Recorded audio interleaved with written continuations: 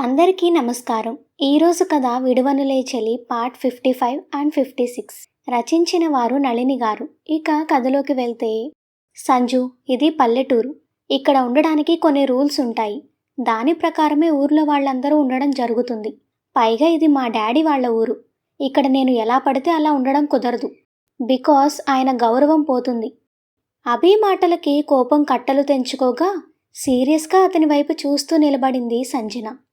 అది చూసి, ఓహ్ సంజు, ఇవన్నీ నీకు తెలియవులే పద అంటూ ఆమె చేతిని పట్టుకొని ముందుకి కదిలాడు. రావడానికి, అతనితో టైం స్పెండ్ చేయడానికని చాలా హ్యాపీగా బయటకు వచ్చింది. కానీ అభి తనని డిసప్పాయింట్ చేయడంతో అప్సెట్ అయ్యి మౌనంగా అయిష్టంగానే అతనితో అడుగులు వేసింది. అలా నడుస్తూ గుడి దగ్గరికి వెళ్లారు మెల్లగా వాళ్ళు. కాసేపటికి హరిత రూమ్ నుండి బయటకు వచ్చింది శ్రావణి. ఏంటే, కాసేపు పడుకోవచ్చు కదా, ఎందుకు బయటకు వచ్చావు అని అడిగింది కూరగాయలు కట్ చేస్తున్న హరిత. అబ్బా, నేనేమైనా రోగిష్టిదాన్నా పద్దాకా పడుకోవడానికి అంటూ వచ్చి హరిత పక్కన కూర్చున్న ఆమె చేతికి క్యారెట్ ఇచ్చి తినమని చెప్పి, నిన్నొకటి అడుగుతాను చెప్పవే అంది హరిత. ఏంటే అది అంటూ చీర కొంగుతో క్యారెట్ని తుడుచుకొని కొరికింది శ్రావణి. అన్నయ్య అలా దాంతో బయటకు వెళ్ళాడు కదా, వెళ్ళేటప్పుడు నీకు చెప్పాడు కదా, అప్పుడు నీకేమనిపించింది అని అడిగింది తల ఎత్తి ఆమె వైపు చూస్తూ. ఆమె ప్రశ్నకి చిన్నగా నవ్వి, హరి, అన్నయ్య ఎందుకు ఉండకుండా వెళ్ళిపోయారు, పండగ వరకు ఉండొచ్చు కదా అని అడిగింది శ్రావణి. సంబంధం లేకుండా మాట్లాడుతున్న ఆమెని చూస్తూ, నేనడిగిందేంటి, నువ్వు చెప్పేదేంటే అంది. దాంతో చిన్నగా నిట్టూర్చి, దానికి ఏం సమాధానం చెప్పాలో నాకు అర్థం కావడం లేదు హరి.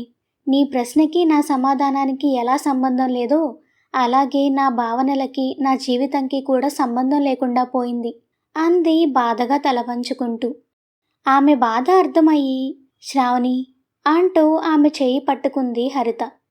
పర్లేదు హరి, నువ్వేం బాధపడకు. ఇంత బాధపడేదానివి అన్నయ్యని అడగొచ్చు కదే.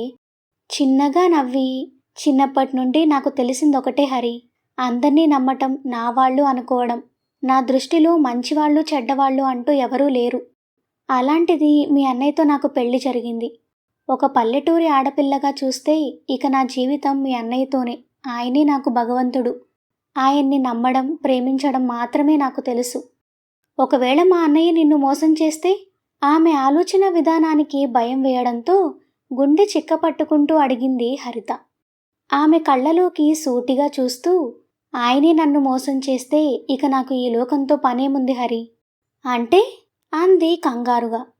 ఏముంది, హాయిగా ఆయన చేతుల్లోనే ప్రాణాలు వదిలేస్తాను అంది తేలికగా నవ్వుతూ. దాంతో శ్రావణి అంటూ ఆమెని హత్తుకొని, చిచ్చి, అవేం మాటలే, అలా మాట్లాడకు అంది బాధగా హరిత. అబ్బా, అలా ఏం జరగదులేవే, నువ్వేం భయపడకు. మీ అన్నయ్య మీద నాకు చాలా నమ్మకం ఉంది అంది నవ్వుతూ శ్రావణి. ఆ మాటకి ఆమెని వదిలి, నిజంగా మా అన్నయ్య నీకు ఎటువంటి అన్యాయం చేయడే, నువ్వు ఇదే నమ్మకంతో ఉండు అంటూ ప్రేమగా ఆమె మొహాన్ని తన చేతుల్లోకి తీసుకుంది. హా, అలాగే, కానీ త్వరగా వంట చేద్దాం పదా, మనమిద్దరం కలిసి వంట చేసి చాలా రోజులైంది కదా. నవ్వి, అవును, ఈరోజు అమ్మకి రెస్ట్ ఇచ్చి మనం చేద్దాం పదా అంటూ ఆమె లేచి వెళ్లే వరకు ఊరుకొని, అప్పటి వరకు తను ఫోన్లో రికార్డ్ చేసిన శ్రావణి మాటలన్నీ అభికి ఫార్వర్డ్ చేసి, దేవుడా, మా అన్నయ్య ఈ పిచ్చిది ఇద్దరూ జీవితాంతం సంతోషంగా ఉండేలా చూడు స్వామి అని దండం పెట్టుకొని తను కూడా కిచెన్లోకి వెళ్ళింది. శ్రావణిని తీసుకురాకుండా ఒంటరిగా వస్తున్న జనార్దన్ని చూసి, ఏమయ్యా, ఏంటి ఒక్కడివే వచ్చావు, దాన్ని తీసుకురాలేదే అని అడిగింది భ్రమరాంబ. దాంతో జరిగింది చెప్పాడు జనార్దన్. అవునా, పోనీ దాన్ని 5వ నెల వరకు ఇక్కడ ఉంచమనకపోయావా? అసలు ఇప్పుడే మన ఇంటికి వద్దు అన్నవాడు అప్పటి వరకు తనని ఇక్కడ వదిలేసి పోతాడా అని అరిచాడు జనార్దన్. అరే, అడుగుతుంటే అలా అరుస్తావేంటయ్యా అని విసుక్కుంది ఆమె. లేకపోతే ఏంటి నీ గోల, వెళ్ళవతలకి. దాంతో మూతి తిప్పుకొని పక్కకి వెళుతూ టీవీ చూస్తున్న చిన్న కూతుర్ని చూసి, చూసింది చాలు, వెళ్ళు, వెళ్ళి బజారు వాకిలి ఊడ్చి ముగ్గు పెట్టు అంటూ టీవీ ఆఫ్ చేసింది. నాన్న నిన్నేదో అంటే నువ్వు నా మీద కోపం చూపిస్తావేంటి అంటున్న కూతురి వైపు కోపంగా చూసి, ఇప్పటి వరకు నువ్వు కందిపోతావు అని ఇలాంటి పనులేమీ నీకు చెప్పకుండా పెంచాను, అదే నా తప్పయి పెద్ద ముప్పుని తెచ్చిపెట్టావు. ఇక అలాంటివి జరగవు కాబట్టి నోరు మూసుకొని వెళ్ళు అంది. తల్లి దేని గురించి మాట్లాడుతుందో అర్థమై ఇంకేం మాట్లాడలేక మౌనంగా వెళ్ళిపోయింది స్నేహ. వంట పని అయిపోవడంతో ముందుగా శ్రావణిని స్నానం చేసి రమ్మని, తర్వాత తను కూడా ఫ్రెష్ అయి వచ్చింది హరిత. ఇద్దరూ కలిసి దేవుడి దగ్గర దీపం పెడుతూ ఉండగా అభి ఆర్డర్ ఇచ్చిన మంచం రావడంతో ఆ విషయం గురించి అభి ముందుగానే నాగమణికి చెప్పడంతో దాన్ని పైన పెట్టించి బిగించమని చెప్పింది. ఏంటి, పై గదికి మంచమా? అంటే ఇదంతా మా అన్నయ్య నీతో అంటూ ఉండగానే సిగ్గుపడుతూ ఆమె నోరు మూసేసింది శ్రావణి. గుడి దగ్గరికి రావడం చూసి, అభి ఇదేంటి, ఊరు చూపిస్తాను అని ఇక్కడికి తీసుకువచ్చావు? ఇంత కష్టపడి వచ్చింది గుడి చూడ్డానికా? ఇదైతే నేను మార్నింగే చూసేశాను కదా అంది విసుగ్గా సంజు. లేదు సంజు, ఈవినింగ్ ఇంకా బాగుంటుంది ఇక్కడ. కావాలంటే చూడు, చీకటి పడుతుంది కదా, జనాలందరూ వస్తారు. పైగా ఇక్కడ జరిగే జాతరకి అదిగో అక్కడ చాలా షాప్స్ ఉన్నాయి కదా, అదంతా చాలా సందడిగా ఉంటుంది. ఇవి నువ్వు చిన్నప్పటి నుండి ఎప్పుడు చూసుండవు కదా, అందుకే చూపిద్దామని తీసుకువచ్చాను. బట్ నాకు ఇంట్రెస్ట్ లేదభి. ఒకసారి చూస్తేనే కదా ఇంట్రెస్ట్ వచ్చేది. పద వెళ్దాం అంటూ అటువైపు తీసుకువెళ్ళాడు అభి. అతను అన్నట్టుగా అప్పటికే అక్కడ జనాలు బాగా ముసురుకొని ఉన్నారు. దాంతో ఆ ప్లేస్ అంతా చాలా కోలాహలంగా ఉంది. పైగా అప్పటికే చీకటి పడిందేమో, షాప్స్లో వెలుగుతున్న రంగురంగుల లైట్స్కి ఆ ప్రదేశం మొత్తం కొత్తగా కోలాహలంగా సందడిగా ఉంది. ముందు ఇష్టం లేకుండానే అడుగులు ముందుకు వేసిన ఆమెకి ముందుకు వెళ్లే కొద్దీ కొంచెం ఇంట్రెస్టింగ్గా అనిపించడంతో కొద్దిగా మూడ్ చేంజ్ చేసుకొని అభిని పట్టుకొని తిరుగుతూ ఇదేంటి అదేంటి అంటూ అన్నీ అడిగి తెలుసుకుంటూ ఉండగా పక్కన వేడిగా వేస్తున్న జిలేబీ, మరమరాల మిక్స్చర్ సువాసనలు అదిరిపోవడంతో అభి అవి తిందామా అని అడిగింది సంజన. షూర్, నువ్విక్కడే ఉండు, నేను తీసుకువస్తాను అంటూ ఆమెని ఒక షాప్ దగ్గర వదిలిపెట్టి తను వాటి కోసం వెళ్ళాడు అభి. ఇంతలో సంజు ఉన్న షాప్లో రుద్రాక్షల బ్రేస్లెట్స్ అమ్ముతున్న అతను అవి తీసుకుంటున్న వాళ్ళకి దాని ప్రత్యేకత చెప్తూ, మేడం, ఇది వేసుకుంటే చేతికి ఉన్న నరాలకి దీని ద్వారా ఒత్తిడి తగిలి ఎప్పుడూ మైండ్ ప్రశాంతంగా ఉంటుంది, అలాగే యాక్టివ్గా ఉంచుతుంది. కావాలంటే చూడండి, నా చేతికి కూడా ఉంది అనడం విని వెనక్కి తిరిగి చూసింది ఆమె కూడా.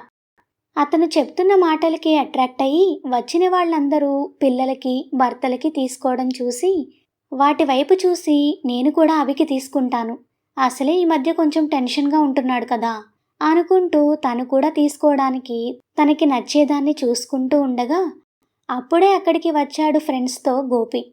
రే, పోయినసారి కొన్న రుద్రాక్ష బ్రేస్లెట్ తెగిపోయిందిరా, మళ్ళీ తీసుకుందాం, ఆగండి, నేను వెళ్ళి తీసుకొచ్చుకుంటాను అంటూ తను కూడా అటువైపు వెళ్ళాడు. తనకి నచ్చిన దానికోసం తను కూడా వెతుకుతూ ఉండగా అన్నిటికీ అడుగున ఉన్న రుద్రాక్షల మధ్యలో స్ఫటిక పూసలు ఉన్నది ఒకటి కనపడి అది నచ్చడంతో దాన్ని తీసుకోబోయాడు. అప్పుడే దానివైపు చూసి తనకి కూడా అదే నచ్చడంతో సంజు కూడా దానినే పట్టుకుంది. అలా ఇద్దరూ ఒకేసారి దాన్ని పట్టుకోవడంతో దాన్నే ఇంకో చెయ్యి పట్టుకోవడం గమనించి తల ఎత్తిన ఇద్దరూ ఒకరిని ఒకరు చూసుకున్నారు. అలా చూడగానే ఇద్దరూ షాక్ అయ్యి మెరిసిపోతున్న మొహాలని చూసి మైమరిచిపోలేదు సరికదా, ఏ భావం లేకుండా ఒకరిని ఒకరు చూసుకున్నారు. దీన్ని ముందుగా నేను చూశాను కాబట్టి ఇది నాది అని గోపి తన వైపు లాక్కున్నాడు దాన్ని. దాంతో కోపం వచ్చి, నేను నీ తర్వాత చూశానని ఎవరు చెప్పారు? అయినా ఇక్కడికి నీకంటే ముందు వచ్చింది నేను, కాబట్టి ఇది నాదే అంటూ కోపంగా తన వైపు లాక్కుంది సంజు.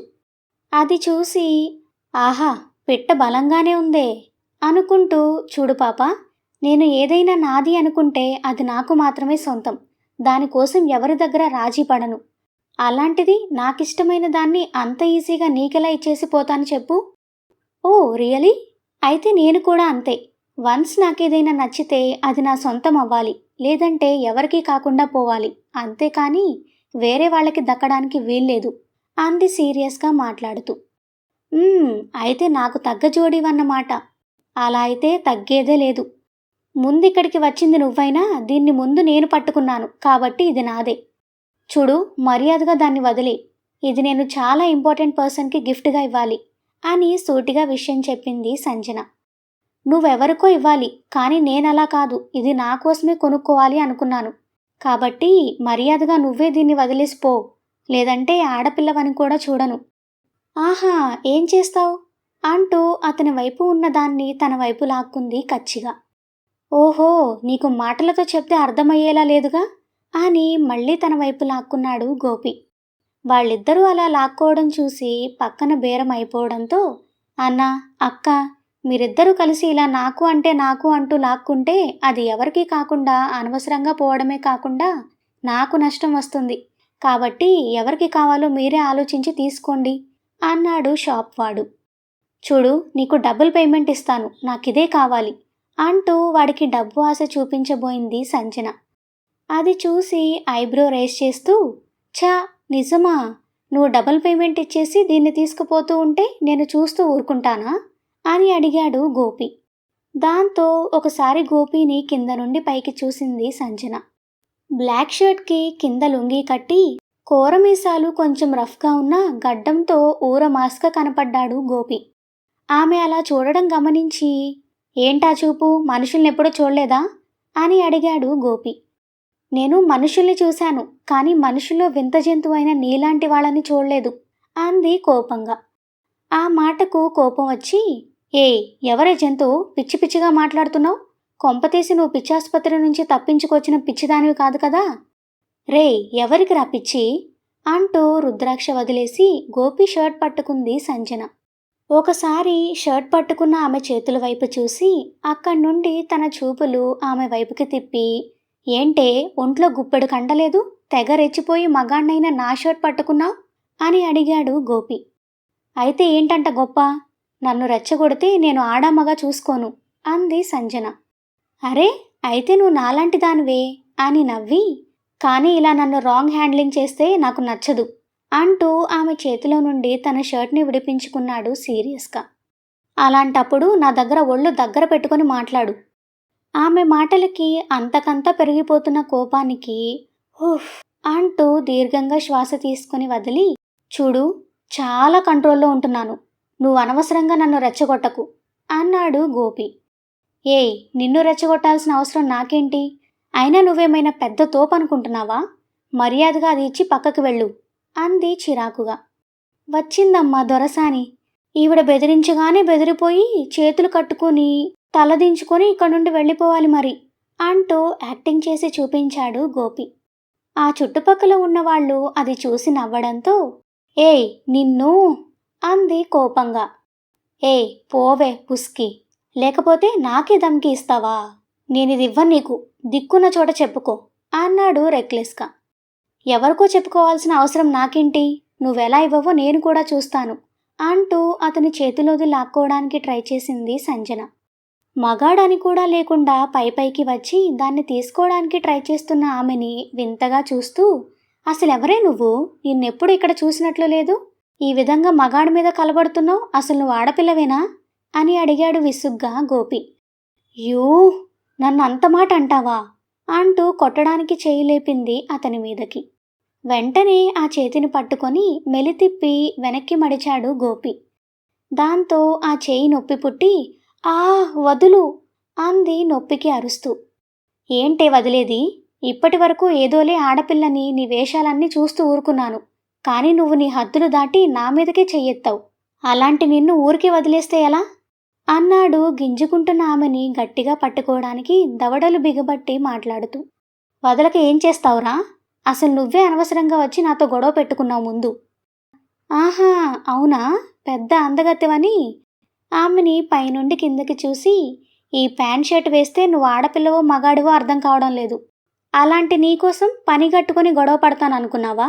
వెళ్ళు అంటూ ఆమెని విసుగ్గా ముందుకి తోసి తన జేబులో డబ్బులు తీసి షాప్ వాడికి ఇచ్చి సంజన వైపు సీరియస్గా చూస్తూ అక్కడి నుండి వెళ్ళిపోయాడు గోపి.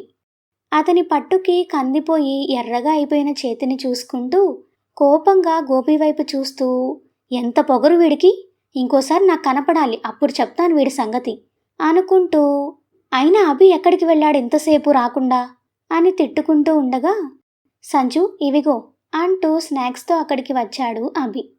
ఏంటభి, ఇంతసేపు ఎక్కడికి వెళ్ళావు నువ్వు? నీకోసం జిలేబీ ఫ్రెష్గా వేయిస్తున్నా సంజు. ఇంతలో మా ఫ్రెండ్ ఒకడు కనబడితే మాట్లాడి రావడానికి లేట్ అయింది. అబ్బా, నీకు ఊరు నిండా ఫ్రెండ్సే ఉన్నారా ఏంటి? అంది విసుగ్గా. సరే కానీ నువ్వేంటి అదోలా ఉన్నావు? అదే చెప్పాలనుకుంటున్నా అభి అని జరిగిందంతా చెప్పింది సంజు. వాట్? ఎవరు వాడు అంటూ చూశాడు అభి.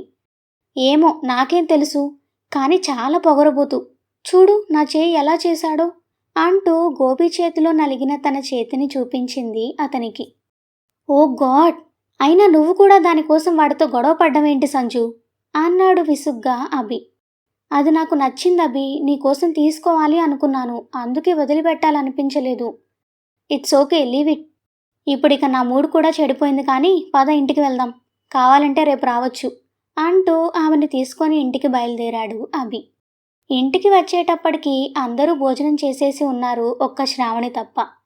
అభి వాళ్ళు రావడం చూసి టవల్ తెచ్చి అభి చేతికి ఇస్తూ, త్వరగా స్నానం చేసి రండి, అన్నం చల్లారిపోతుంది అని చెప్పింది శ్రావణి. చిన్నగా నవ్వి నువ్వు తిన్నావా అని అడిగాడు షర్ట్ బటన్స్ విప్పుతూ అభి. ఆ మాటకి మీ ఆవిడ నీతోనే తింటుందంట్రా అంది హరిత. అంటే తనింకా తినలేదా? లేదనే కదా చెప్తున్నాను. నీకేమో బయటకు వెళితే పెళ్ళాం గుర్తు రాలేదనుకుంటా. అయినా ఎక్కడున్నా ఎవరితో ఉన్నా తనొకటి ఉందని గుర్తుపెట్టుకుంటే మంచిది అంది సంజన వైపు చూస్తూ. అప్పటికే శ్రావణి అభితో అంత మంచిగా ఉండడం మింగుడు పడక రగిలిపోతూ చూస్తున్న సంజనకి హరిత మాటలు మంటల్లో పెట్రోల్ పోసినట్టయింది. అభి, మీ చెల్లెని నాతో మాట్లాడేటప్పుడు జాగ్రత్తగా మాట్లాడమను, లేదంటే నేను ఊరుకోను అని చెప్పి తన గదిలోకి వెళ్ళింది సంజు. అబ్బా, ఎందుకే నీకు తనతో? ఇప్పుడు నేనేమన్నాన్రా? నేను నా ఫ్రెండ్ గురించి చెప్పాను, అలాంటప్పుడు ఆవిడకి నొప్పేంటి? సరిపోయారిద్దరు అని.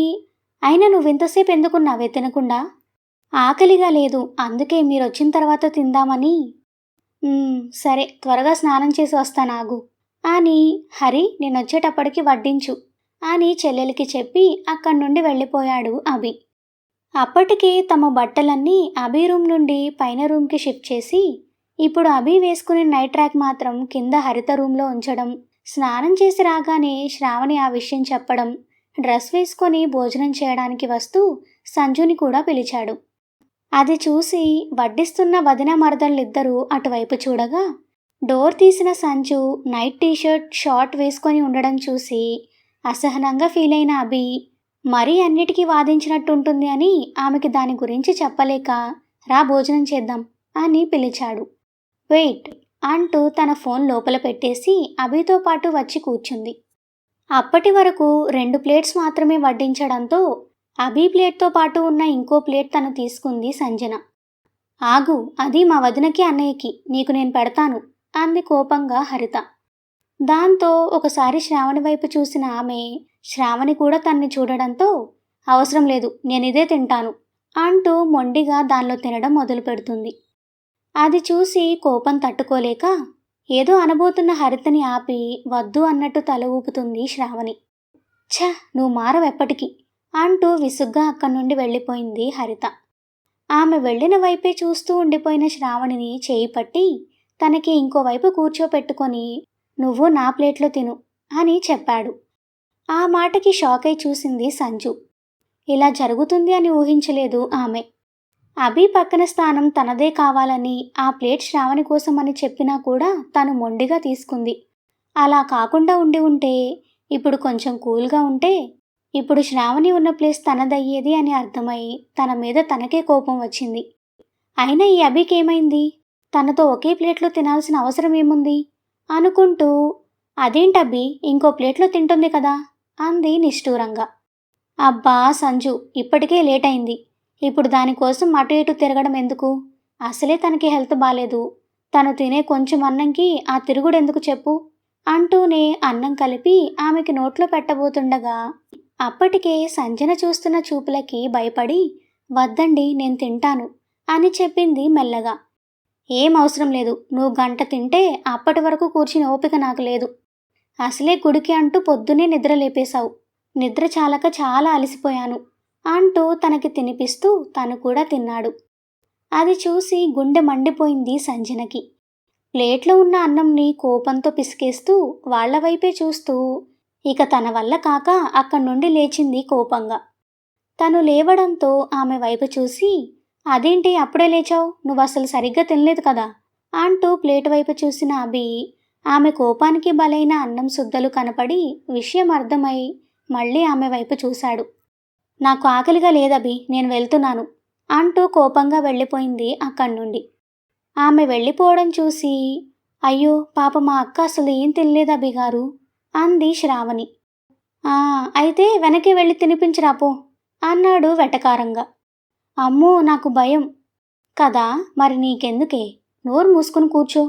మళ్ళీ ఒకసారి ఆమె ప్లేట్ వైపు చూసి ఆ తర్వాత శ్రావణికి తినిపించి తను కూడా తిన్నాడు.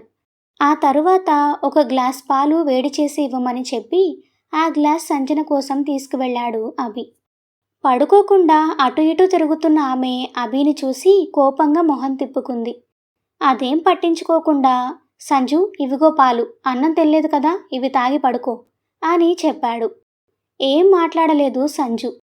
దాంతో గ్లాస్ పక్కన పెట్టి నేను చాలా టైర్డ్ అయిపోయాను సంజు, నేను పడుకుంటున్నాను, నువ్వు కూడా పడుకో, గుడ్ నైట్ అని చెప్పి అక్కడి నుండి వెళ్ళిపోయాడు. అభి ప్రవర్తనలో మార్పుకి ప్రతిసారి విస్తుపోతూ ఫ్రస్ట్రేట్ అవుతున్న ఆమెకి ఈసారి కన్నీళ్లు వచ్చేశాయి కళ్ళలో.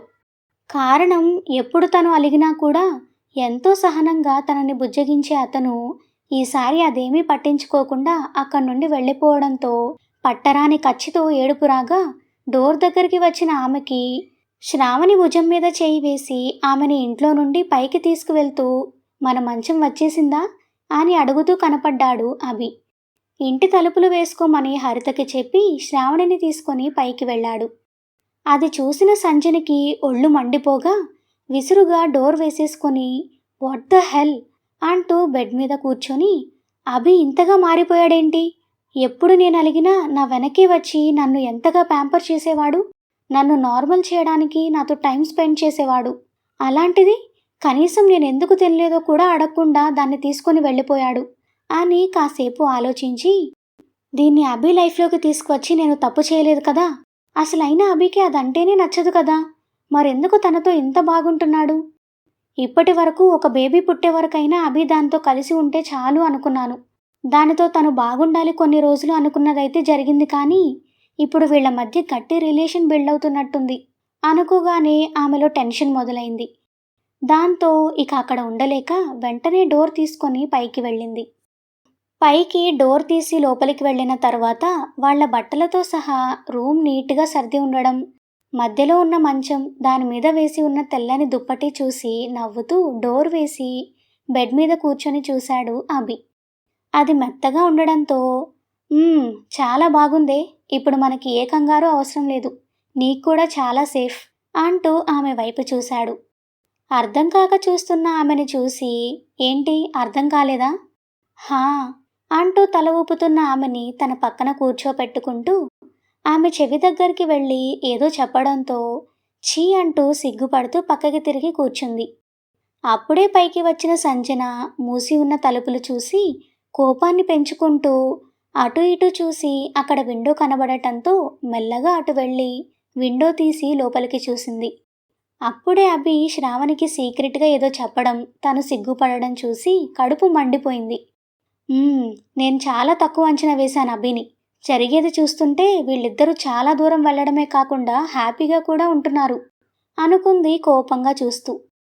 ఇంతలో గదిలో దోమలు తిరగడం గమనించి ఏంటి దోమలున్నాయి, evening room door windows close చేయలేదా అని అడిగాడు అభి.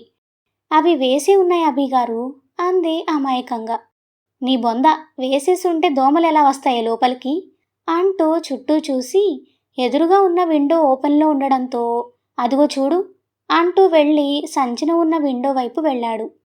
అభి రావడం చూసి పక్కకు తప్పుకుంది మెల్లగా సంజు.